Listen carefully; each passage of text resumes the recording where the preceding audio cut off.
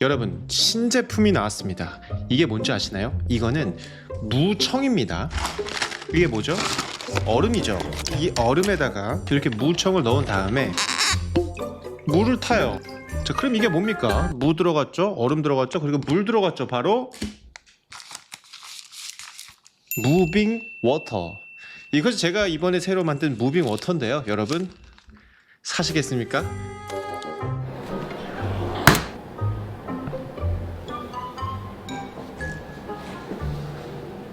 이런 식으로 제가 어떤 제품을 런칭했다라고 하면 여러분들은 이걸 사시겠습니까? 그래서 오늘은 어떻게 하면 내가 만든 제품이나 서비스를 런칭할 수 있을까? 이 런칭에 대한 이야기를 해보려고 합니다.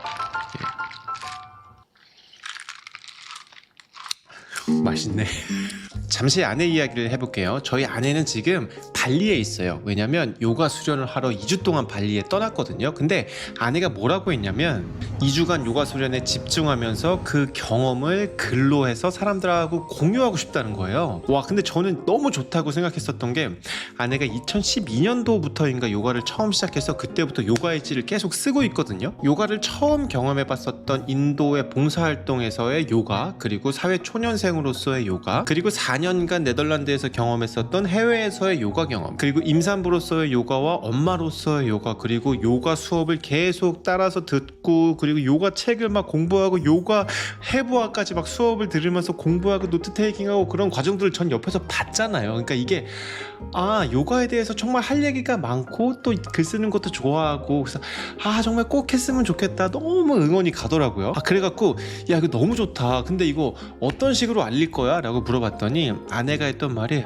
전자책으로 할지 뭐 뉴스레터로 할지 블로그에 올릴지 아니면 뭐 브런치와 같은 플랫폼을 이용할지, 무료로 보내줄지 아니면 그냥 전체 공개를 해버릴지, 아니면 신청한 사람들에게 조금이라도 돈을 받아야 될지, 그러니까 누구에게 어떤 수단으로 어떤 시점에 런칭을 해야 될지 모르겠다면서 이걸 2달 3달 동안 막 고민을 하더라고요. 그래서 그거에 대해서 저랑도 깊이 막 이야기를 해봤었는데 결국은 어떻게 해야 될지라는 그 방법 때문에 2-3달을 막 고민하고 뭐 생각하고 막 그랬던 것이 기억이 나서, 그래서 이번 시간에는 어떻게 하면 나의 상품이나 서비스를 효과적으로 런칭할 수 있을까에 대해서 저만의 생각을 이야기해 보려고 합니다. 우선 첫 번째는 뜬금포는 안 된다입니다. 맨 앞에 제가 설명했던 것처럼 자, 무가 들어간 제 무빙 워터를 출시했어요. 사세요 라고 하는 거 너무 물론 저는 웃겨요. 저는 웃기고 재밌지만 너무 뜬금없잖아요. 너무 개연성도 없고 이게 뭐지? 장난하는 건가? 라는 느낌이 들 수도 있을 것 같아요. 근데 만약에 제가 이런 식으로 커뮤니케이션을 한다고 쳐볼게요.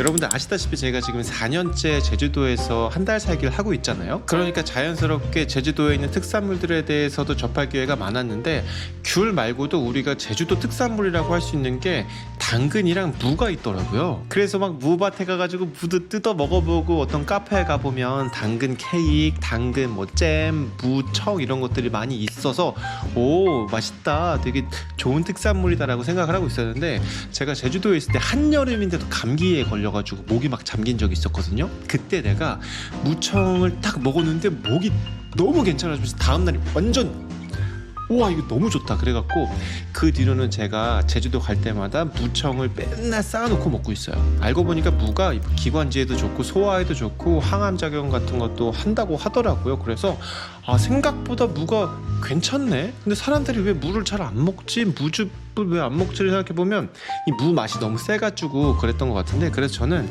꿀을 좀 타가지고 무청을 만들어서 먹으니까 이게 약간 별미처럼 느껴졌어요. 근데 보통 우리가 목이 잠기거나 하는 건 뭐 겨울이기도 하고 그럴 때는 이제 따뜻한 물에다가 이제 청을 타갖고 이제 차처럼 마시잖아요. 근데 제가 캠핑을 한번 갔는데 여름이었어요. 그래서 목도 좀 칼칼하고 해가지고 이제 얼음에다가 무청을 타갖고 딱 마셔봤더니 너무 좋은 거야. 아이스 아메리카노에 버금가는, 진짜 너무 맛있다 라는 생각이 들면서 갑자기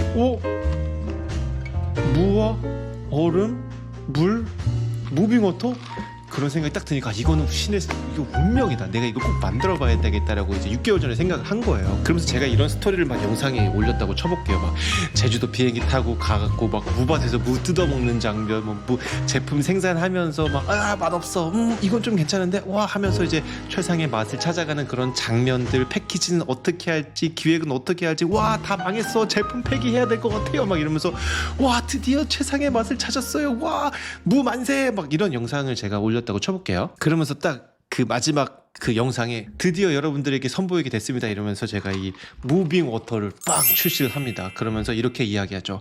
근데 이게 초반에 수량이 많지 않기 때문에 처음에는 1000개밖에 준비하지 못했습니다. 제가 내일 7시부터 예약을 받을 예정인데 아마 빨리 오셔야 될 거예요.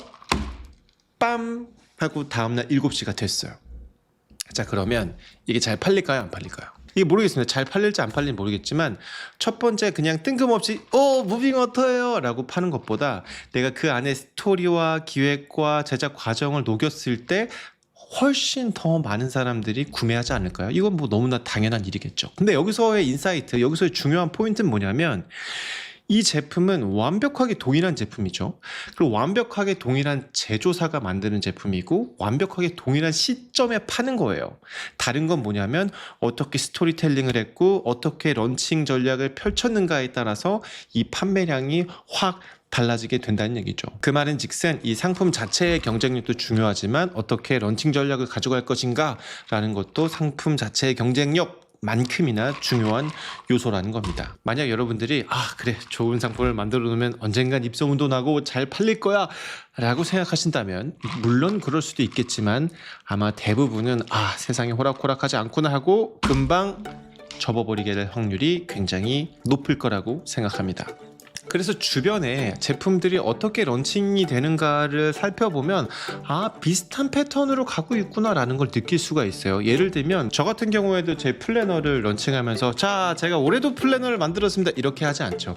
제가 작년에 이렇게 플래너를 만들었었는데 이러이러하게 잘 썼고요, 이러이러한 분들에게는 더 좋았을 것 같은데 이러이러한 점은 좀 아쉬웠습니다. 그래서 이걸 이렇게 보완해서 이렇게 만들었는데 하나는 자기가 쓰고 하나는 친구에게 선물하는 컨셉으로 만들었어요. 그리고 지속적으로 이게 노출이 되면서 사람들이 얘 진짜 쓰고 있는 거 맞네 라고 하는 신빙성을 주기도 하죠. 그래서 그 덕분에 작년하고 재작년 이 플래너가 10,000개 이상에 팔렸단 말이에요. 만약에 제가 이런 과정을 거치지 않고 저 이렇게 만들었습니다 라고 한다면 아마 그거에 정말 많아봐야 절반 정도의 사람들만 반응하지 않았을까 라는 생각이 듭니다. 그리고 주변을 보면 수많은 전문가분들이나 크리에이터 분들이 강연을 런칭하기도 해요. 이런 강연을 런칭할 때 사람들이 많이 쓰는 방법론을 보면 우선 무료 강의를 런칭하고 그 무료 강의를 듣고 사람들이 괜찮은 강연이었다 라고 느낀다면 이제부터 위로로 전환할 수 있게끔 많이 유도를 하거든요. 그렇게 유도를 하고 강의를 한번 팔고 끝나나요? 그렇지 않죠.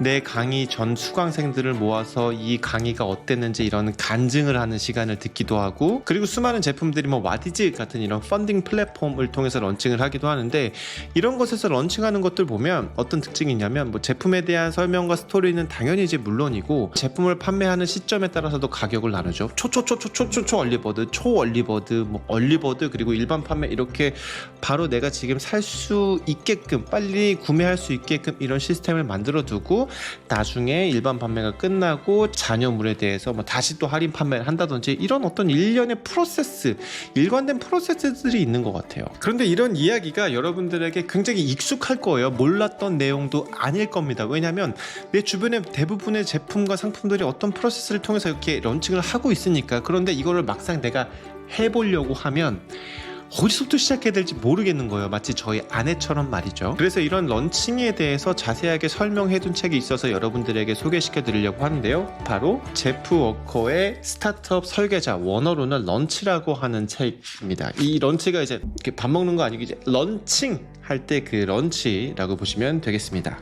이 제프 워커는 뭔가 특이하게 어떤 상품의 이 생애 주기가 있지 않습니까? 그 생애 주기 중에 런칭에만 집중적으로 공부하고 연구하고 자기가 이제 실험하면서 뭘로 유명해졌냐면 PLF라고 프로덕트 런치 포뮬라의 약자인데, 한마디로 제품 출시 공식을 출시해가지고 굉장히 유명해진 사람이에요. 특히나 디지털 제품들 있잖아요. 뭐 강의나 멤버십, 이런 뭐 코칭 전략, 이런 것들을 조금 더 특화되어 있는 방법이라고 보시면 될 것 같아요. 책에서는 상황별로 여러 가지 전략이 나오는데 가장 먼저 강조하는 것은 이메일 리스트예요. 저는 처음에 뭐 이메일, 요즘에 누가 이메일 보나라고 하면서 좀 의아하면서 읽었는데, 아, 이래서 이메일을 강조한 거구나 라는 걸 알게 됐어요. 그러니까 어느 정도냐면, 여기 챕터 3에는 이메일 리스트는 돈을 찍어내는 기계다, 그도 그럴 것이 이 저자가 갖고 있는 이메일 리스트는 자기가 보유하고 있는 SNS, 페이스북이나 뭐 인스타그램 같은 SNS 플랫폼에 비해서 그 반응률이 20배가 넘게 높대요. 그 얘기는 결국 뭡니까? 이 스팸으로 인식되는 이메일 리스트가 아니라 내 비즈니스에 실제로 관심을 갖고 있는 이메일 리스트를 말하는 거겠죠. 이것까지 뭐 이해가 되는데, 그럼 그런 이메일 리스트는 어떻게 만들어요? 라고 물어보면 여기서는 스키즈 페이지라는 것이 나오거든요. 가장 흔하게 우리가 주변에서 볼 수 있는 게 이런 것들이죠. 자, 여러분들 저의 노하우를 가르쳐 드리겠습니다. 근데 신기하게도 이건 100% 무료입니다.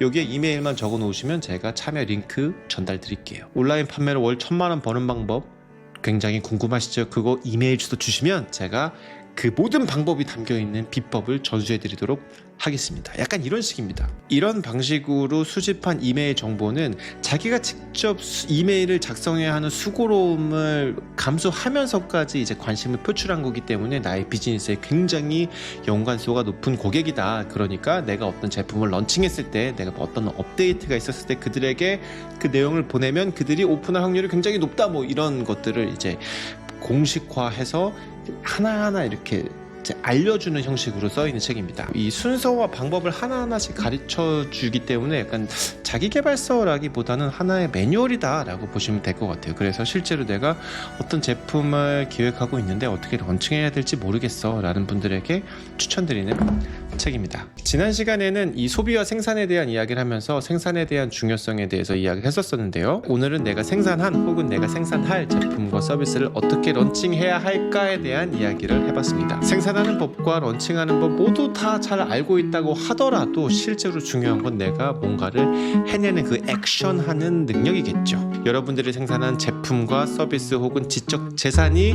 시장에 많이 퍼져서 제 손에게까지 들어오는 날이 왔으면 좋겠습니다. 저는 지금까지 무빙워터였고요. 다음 시간에 만나요. 안녕. 맛있긴 해.